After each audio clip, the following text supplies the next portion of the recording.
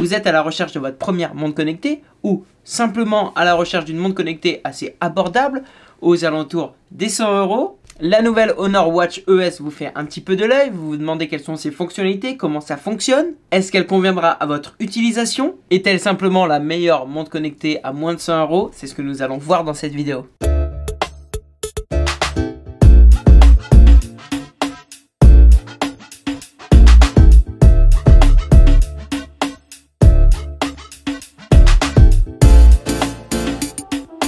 Bienvenue les amis dans Panacotech. Une fois encore, nous allons dévoiler la crème du high-tech. Si vous ne connaissez pas la chaîne, je teste et je compare des produits high-tech, notamment des montres connectées. J'organise tous les mois un concours pour gagner un produit tech. Donc abonne-toi et mets la cloche de notification. Aujourd'hui, c'est l'heure de mon test complet de la Honor Watch ES. Vous savez, on en avait déjà parlé en la comparant à la Huawei Watch Fit.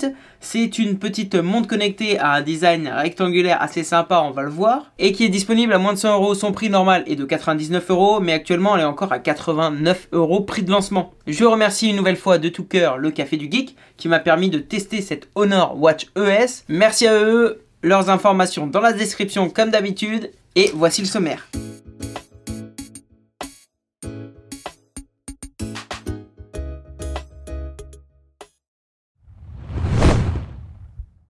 Commençons par parler du design de cette petite Honor Watch ES. On est sur un format un petit peu inédit que Huawei et Honor nous proposent cette année. C'est une montre style mi-montre, mi-bracelet avec un cadran rectangulaire de 30 de largeur sur 46 de hauteur avec une épaisseur de 10,7 mm. Ce format, comme je vous le disais, c'est une petite première. Enfin, moi, je l'avais jamais vu sur des montres comme ça généraliste et il me plaît pas mal au poignet. C'est très agréable, très ergonomique et joli. Dans ce cadran, on va retrouver un écran de 1,64 pouces de 326 ppi avec un verre un petit peu incurvé de 2.5D. C'est un écran bien entendu tactile, il va nous permettre de naviguer, etc. Je suis complètement satisfait de cet écran AMOLED d'1,64 pouces. Au niveau de ses couleurs et du rendu couleur, même en plein soleil, on arrive facilement à lire les informations de la montre. Pour 89 €, voire 99 €, c'est vraiment de la bonne qualité d'écran. Le taux d'occupation de l'écran par rapport au cadran est de 70%, ce qui est plutôt pas mal. Le rendu est vraiment top. Sur le côté, on retrouve un bouton qui va nous permettre, on verra dans la navigation, de revenir à l'écran d'avant. À l'arrière, on retrouve un cardio-fréquence-mètre qui va nous permettre de suivre la fréquence cardiaque en continu. Les bracelets sont interchangeables, ils sont détachables avec le système que l'on connaît bien. Le poids de la montre sans les bracelets est de 21 grammes et avec 34-35 grammes à peu près. Voilà pour ce qui est du design. Le cadran est en matériaux plastiques, le bracelet en silicone avec un fermoir à bracelet comme j'aime, classique et non pas comme les nouveaux fermoirs qu'on peut retrouver sur l'Apple Watch ou les Fitbit. Le design est présenté, on va parler maintenant des caractéristiques techniques et on va voir après les fonctionnalités. Je vais revenir sur les caractéristiques techniques pour que vous ayez toutes les informations. Elles sont très proches de la Huawei Watch Fit. Je vous avais fait un comparatif. Je vous remets la vidéo comparative ici. La grosse différence avec la Huawei Watch Fit, c'est que la Honor Watch ES n'a pas de GPS intégré. C'est à peu près la grosse différence à part le design. Pour le reste, on retrouve une montre connectée étanche jusqu'à 5 ATM, une suivi de la fréquence cardiaque 24 h sur 24, 7 jours sur 7 en continu. On a aussi la possibilité de mesurer la SPO2. Il n'y a pas de micro ni de haut-parleur, donc pas de réponse aux appels, pas de réponse au GPS. Il sera possible néanmoins d'avoir les notifications d'appel, de pouvoir raccrocher, on va le voir. Les notifications d'application, puis le suivi sportif jusqu'à 96 activités différentes. On va en parler, mais là, place aux fonctionnalités. Voyons maintenant un petit peu les fonctionnalités de cette Honor Watch ES. On va commencer par la navigation. On est sur l'écran principal. Lorsqu'on arrive là, on a toujours le bouton à droite. Sur cet écran, on va pouvoir swiper dans différents endroits, dans différents sens pour naviguer. Un swipe de haut en bas va nous permettre d'accéder aux raccourcis. Un swipe de bas en haut va nous permettre d'accéder aux notifications. De gauche à droite et de droite à gauche, on va pouvoir aller sur les cadrans secondaires, les widgets. On aura donc le rythme cardiaque, le stress, la météo, le contrôle de la musique et la synthèse d'activité quotidienne. Ensuite, lorsqu'on va appuyer sur le bouton, de droite, on va pouvoir atterrir sur le menu principal avec toutes les applications. Entraînement, rythme cardiaque, SPO2, stress, exercice, musique, etc. On va bien entendu voir toutes ces applications. Avant ça, je vais vous parler de la personnalisation. On va pouvoir rester appuyé, hop, pour personnaliser le cadran. On va pouvoir personnaliser sur différents cadrans qui sont déjà disponibles sur, sur la montre. Hein. On en a quelques-uns de déjà disponibles sur la montre. On va pouvoir sélectionner et changer de cadran. Ensuite, en allant sur l'application Huawei Health, Huawei Santé, on va pouvoir, en allant dans Appareil, hop, gérer cette gestion de cadran de montre. Je vais donc retrouver une multitude, plusieurs types, design de cadrans que je pourrais télécharger et installer sur la montre. Et on pourra donc avoir ce nouveau cadran. Maintenant, parlons un petit peu du suivi quotidien de santé. Que oui, c'est quand même la fonctionnalité numéro 1 sur une montre connectée. On va pouvoir retrouver notre suivi directement d'un coup d'œil sur la montre en allant soit dans l'historique d'activité, soit en, je vous l'ai dit, en allant swiper de gauche à droite sur les cadrans. Allons dans historique d'activité parce qu'on va pouvoir un peu plus voir la précision. Donc là, on aura notre nombre de pas, notre temps d'activité, etc. On va pouvoir descendre pour avoir le nombre de calories, la distance, le nombre de pas en détail, le nombre d'activités en détail et le temps d'activité en détail. Quand je dis en détail, ça va être quand même une vue assez sommaire. Si on veut avoir plus de précision, il faudra encore une nouvelle fois se rendre sur Huawei Santé, Huawei Health. On va se retrouver sur l'écran principal de Huawei Health. C'est là où on aura toutes nos informations de santé. En haut, on va retrouver le nombre de pas, le temps d'activité. En dessous, on aura ici la distance et le nombre de calories. Puis après, on aura l'historique d'exercice, le rythme cardiaque, le sommeil, ça on va le voir. Lorsque je vais par exemple cliquer sur mon nombre de pas, là c'est 11 pas parce que j'avais pas la montre aujourd'hui. Pour que ce soit plus intéressant, on va pouvoir remonter dans l'historique pour voir par exemple mon nombre de pas des jours précédents. Le 5 octobre par exemple, j'avais fait 5111 pas avec 100% de marche. On va pouvoir voir précisément quand est-ce que ces pas ont été faits, entre quelle heure et quelle heure. On pourra avoir la synthèse sur la semaine aussi et sur le mois. On va pouvoir procéder de la même manière pour le temps d'activité où on aura hop la synthèse sur la semaine. On pourra aller voir plus précisément de même pour la distance. Voilà, si on remonte dans l'historique, on va voir que le 5 octobre, j'ai effectué 3 km 69 avec de la marche et un petit peu de autre. Ça va nous permettre d'avoir un regard, un recul sur nos activités quotidiennes et notre suivi de santé quotidienne. En plus de ce suivi de pas, d'activités quotidiennes, on va pouvoir avoir un suivi de sommeil grâce à cette montre. Le suivi de sommeil, on peut l'avoir aussi rapidement ici sur la montre, dans sommeil, où on aura, par rapport à la nuit dernière, si on avait porté la montre, le temps de sommeil, etc. Là, j'avais pas ma montre la nuit dernière. Si on veut voir l'historique, on va pouvoir du coup le voir sur l'application aussi. L'application toujours Huawei Health Santé. On aura dans sommeil l'historique du sommeil. Dans ce suivi de sommeil, on va avoir le graphique de la profondeur de sommeil où on aura sur ce graphique les réveils, les sommeils paradoxal, sommeil léger, sommeil profond. Ce qui est bien, c'est qu'on va nous donner une évaluation sur 100 où on va nous expliquer qu'est-ce qui a été bien, qu'est-ce qui n'a pas été bien durant la nuit. On aura aussi plus de précision sur la profondeur de notre sommeil et vraiment de ce qui est à améliorer et ce qui n'est pas à améliorer. Ça, c'est plutôt pas mal d'avoir ajouté ce petit guide, ce petit accompagnement dans la gestion de sommeil au niveau de l'application. Parce qu'on peut avoir un suivi de sommeil, si on ne sait pas à quoi il correspond, c'est dommage. Personnellement, je trouve que ce suivi de sommeil est assez basique au niveau des informations. Il nous manque des informations comme par exemple le suivi cardiaque pendant le sommeil, les choses comme ça. Mais on reste sur des informations sur la profondeur de sommeil qui sont relativement sympas à avoir. Et surtout sur des explications qui sont aussi sympas à avoir. Parlons maintenant du suivi cardiaque. La montre permet d'avoir un suivi cardiaque tout au long de la journée en continu. Lorsqu'on va porter la montre sur une journée, on va avoir voilà, notre graphique de fréquence cardiaque. Ça va nous permettre de regarder en détail notre fréquence cardiaque au repos durant la journée avec les coupures si on a posé les coupures. On nous donnera aussi notre plage de rythme cardiaque et le rythme cardiaque moyen au repos. C'est plutôt sympa aussi d'avoir ce suivi et surtout d'avoir l'historique. Pour continuer avec les fonctionnalités de santé, on va parler un petit peu du stress. Il y a possibilité de calibrer un suivi de stress. Ce suivi de stress va nous donner tout au long de la journée notre note de stress. Est-ce qu'on est détendu avec le calcul du rythme cardiaque notamment. On pourra avoir du coup cette synthèse qui nous dira sur une journée si on a été assez détendu en moyenne ou si on a été stressé. On peut aussi lancer un test de stress afin de voir à l'instant T comment notre corps réagit au stress. Cette gestion du stress, on va pouvoir la retrouver aussi sur la montre dans stress et elle s'affichera ici notre niveau de stress de la journée. Pour continuer avec cet esprit de stress, gestion du stress, on aura aussi la possibilité de lancer un exercice respiratoire sur la montre qui, vous le savez, vous le connaissez, maintenant c'est répandu dans les montres, nous demandera d'inspirer, d'expirer, nous prendra le rythme cardiaque, permettra de voir et de nous détendre. Voilà pour ce qui est des fonctionnalités de santé de cette montre. Maintenant, on va voir les fonctionnalités plutôt montre connectée.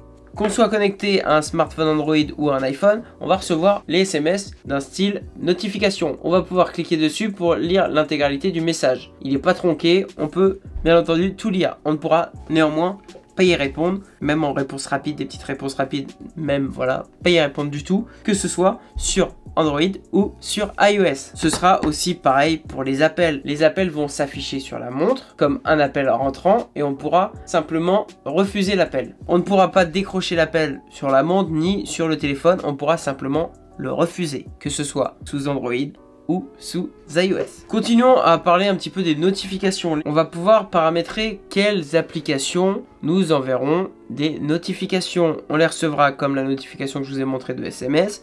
Pour cela, il faut aller dans Appareil, cliquer sur notre montre, aller dans Notifications, les activer bien entendu, et voir la liste des applications installées sur le téléphone et en ajouter pour recevoir des notifications d'Instagram, de Messenger, etc. Parlons maintenant un petit peu de la musique. Il y a une petite app musique dans notre menu. Ça va nous permettre de contrôler seulement la musique. En opposition à ce qui se fait sur la Huawei GT2 ou sur la Honor Magic Watch 2, là on va pas pouvoir transférer des musiques. C'est dommage qu'on ne puisse pas transférer de la musique comme sur d'autres modèles. Mais bon, c'est déjà ça. On va pouvoir mettre play, changer, etc. Parlons ensuite des fonctionnalités secondaires. On va avoir différentes applications secondaires. La SPO2 on le verra un petit peu plus tard dans le suivi sportif. Le stress on l'a vu, musique on l'a vu. On va voir la météo. La météo qui va nous permettre d'avoir la météo et les prévisions météo de la ville où on est. Ensuite, on aura le chronomètre qui nous permettra de lancer un chronomètre, de mettre pause et de le remettre à 0. On aura le minuteur, comme son nom l'indique, permet de lancer un minuteur, le personnaliser. L'alarme qui nous permettra d'ajouter une alarme. Il n'y a pas de fonctionnalité Smart Wake Up qui cherche quand il faut nous réveiller. Là, c'est une alarme pure et dure. Ensuite, on aura lampe torche et trouver notre téléphone qui fera sonner notre téléphone. Dans les paramètres, il va être possible dans l'affichage de mettre un cadran de veille, c'est-à-dire un mode Always On qui nous permettra d'avoir, même lorsque notre montre se verrouillera, d'avoir un affichage de l'heure. Voilà grosso modo pour les fonctionnalités de cette montre. On a un suivi de santé convenable. Et après tout le reste, toutes les autres fonctionnalités, ça reste du basique. En même temps, on est sur une montre en dessous de 100 €. On ne peut pas trop lui demander. Maintenant, on va aller s'intéresser un petit peu plus au suivi sportif. Le suivi sportif sur cette montre. Vous allez vous en douter, on n'est pas sur une montre spécialisée dans le sport. Alors là, c'est sûr que vous allez vous en douter, vu déjà le design et vu ce qu'on a vu à l'intérieur. Mais néanmoins, on va pouvoir quand même lancer des activités sportives. Il faudra aller dans Entraînement. Là, on aura la liste des sports possibles à lancer. On va pouvoir en ajouter et là, on aura la liste, la grande liste Huawei Honor, où il y a à peu près 96 sports, quelque chose comme ça. Une fois qu'on aura sélectionné notre sport, on va voir certains sports où il sera possible, comme la course en extérieur, de paramétrer des objectifs de temps, de distance, etc.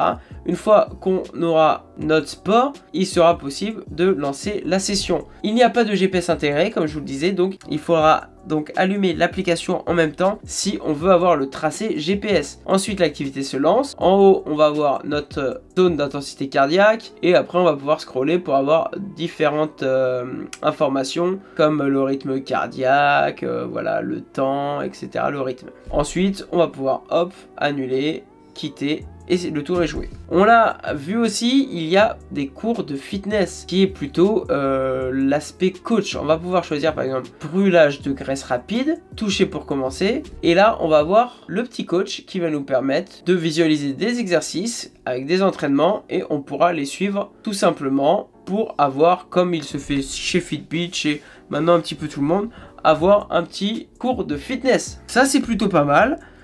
Ça correspond plus du coup à ce type de montre qui est moins porté sur du outdoor parce qu'il n'y a pas de GPS. Et ça nous permet voilà, d'avoir un petit coach qui nous motive, des petits exercices.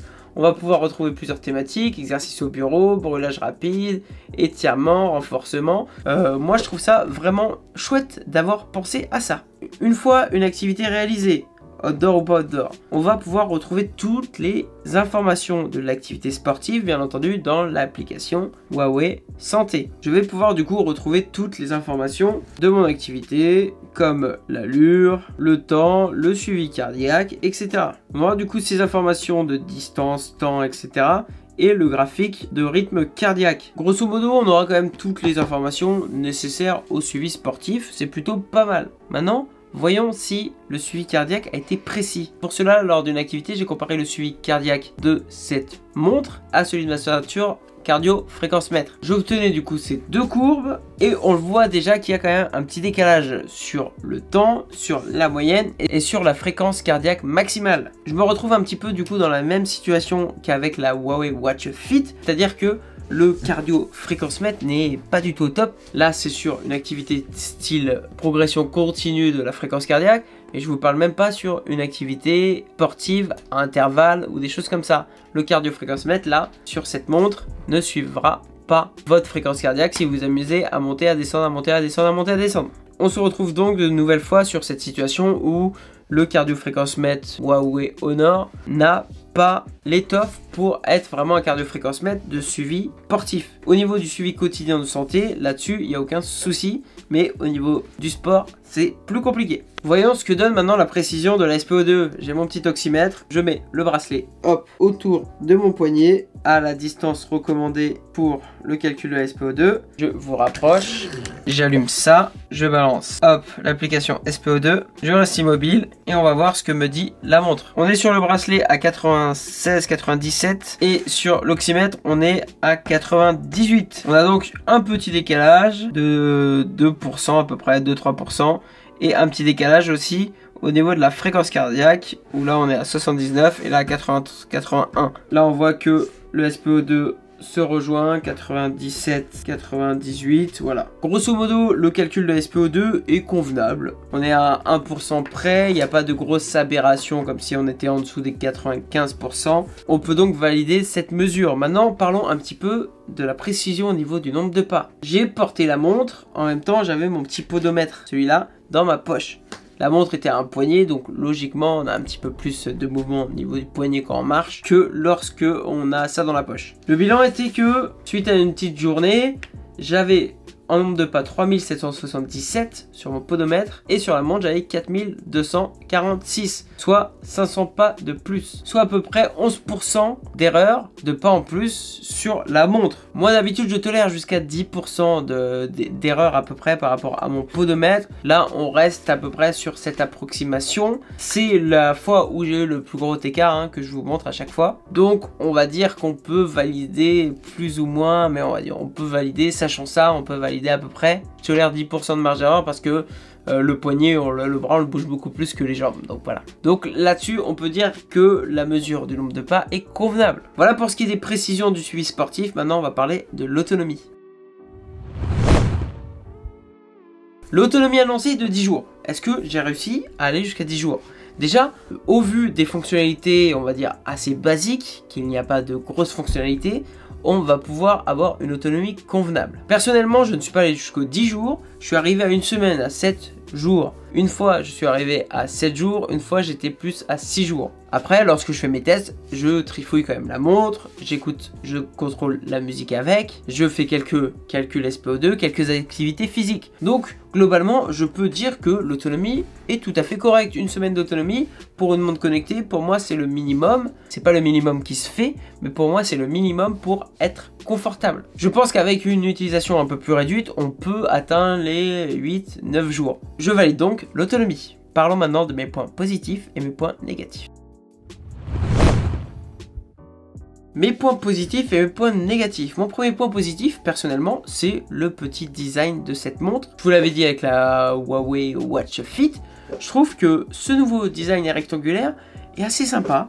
Au poignet, ça rend bien. et c'est agréable au porté. Mon deuxième point positif, c'est bien entendu le rapport qualité-prix. 89 € ou 99 € en fonction de la promotion, c'est vraiment top. Je suis un petit peu exigeant sur certains critères, mais c'est vrai qu'on est sur une montre à moins de 100 € et des montres à moins de 100 € de marque connues, on va dire.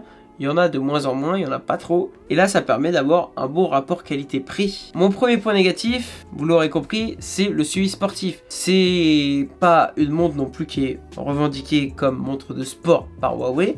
Pour moi, c'est plus une montre qui va vous servir dans le suivi quotidien de santé. Au niveau du sport, déjà il n'y a pas le GPS, donc pour les sports outdoor, on laisse tomber. Et surtout au niveau du suivi cardiaque du haut sport, pour moi c'est pas bon. Le deuxième point négatif, comme d'habitude, mais ça va aussi avec l'autonomie, c'est pour moi l'OS, LightOS, qui nous permet pas d'aller plus loin que ce qu'il y a dans la montre, de télécharger des applications tierces, de pouvoir, voilà, je sais pas, aller chercher du streaming audio, des choses comme ça. Alors, est-ce qu'il faut acheter cette montre ? Je recommande cette montre à peut-être une personne qui cherche un premier achat de montre connectée, qui cherche de la simplicité avec une autonomie correcte, voire bonne, qui ne cherche pas à avoir un suivi sportif, mais plutôt un suivi de santé quotidien et recevoir des notifications. Une personne qui cherche ça et qui cherche à pas casser sa tirelire, cette montre est tout à fait recommandable pour eux. Par contre, si vous êtes sportif et vous voulez pousser le suivi de votre sport, si vous voulez avoir des fonctionnalités de connectées plus poussées comme répondre aux appels, répondre aux SMS, ou si simplement vous êtes sportif du dimanche mais que vous voulez un suivi GPS, je ne peux pas vous recommander cette montre. Il y a bien entendu des montres qui correspondent à certaines utilisations et celle-là c'est plutôt un suivi de santé et celle-là c'est plutôt un suivi de santé pour le grand public. Voilà les amis, j'espère que vous avez apprécié ce test. Si oui, lâchez un petit pouce bleu. En attendant la prochaine montre connectée, le prochain test montre connectée, on vit à fond, on vit high tech. Pour tout suivre de l'actualité tech, on s'abonne, on active la petite cloche de notification. Merci et à bientôt sur ma chaîne.